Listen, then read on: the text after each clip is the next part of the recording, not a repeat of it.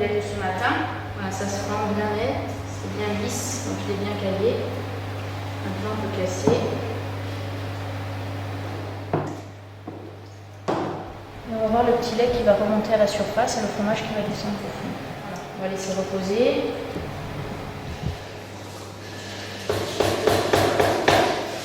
Donc là on voit les morceaux de fromage. Là je récupère le petit lait qui est dans la patogne. Je le passe et je vais le mettre à chauffer pour faire le pot. On met du sel. On rajoute du lait. Et là, c'est la magie du pot qui va opérer. Voilà, tu vois, il se fend de lui-même, il se craquelle.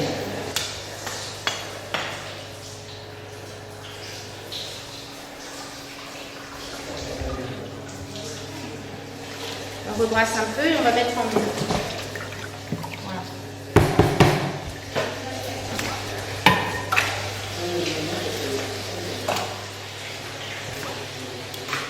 Et ben, ils sont retournés 2 fois le fromage. Demain matin, ils sont salés. C'est un fromage à pâte molle croûte lavée. Et donc c'est un fromage qui est toujours manié dans les mains, qui n'a pratiquement pas de croûte. Voilà, on le travaille au petit lait ou à l'eau.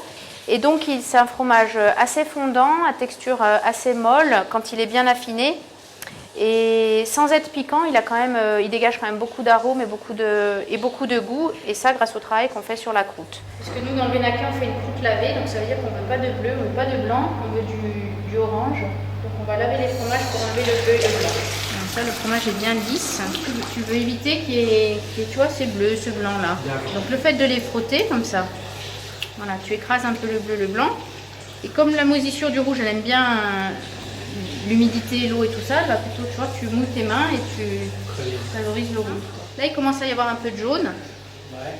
Alors le fait, tu vois, de prendre un bien orange dans ta main, tu le frottes bien. Tu as une espèce de truc poisseux là sur tes mains. Et après, tu le mets là. Ce qui fait que tu donnes. D'accord. Tu vois, tu vas transmettre l'orange d'un à l'autre. C'est beaucoup de travail en affinage pour le type Bénaquet et c'est pour ça que c'est un fromage qui est assez recherché et assez goûteux. La chef corse, c'est une chef qui est adaptée à son île, à son maquis, à sa montagne. Elle est faite pour manger du maquis, pour grimper en montagne. Donc c'est sûr qu'elle produit beaucoup moins de lait que les alpines, que les Sahélennes.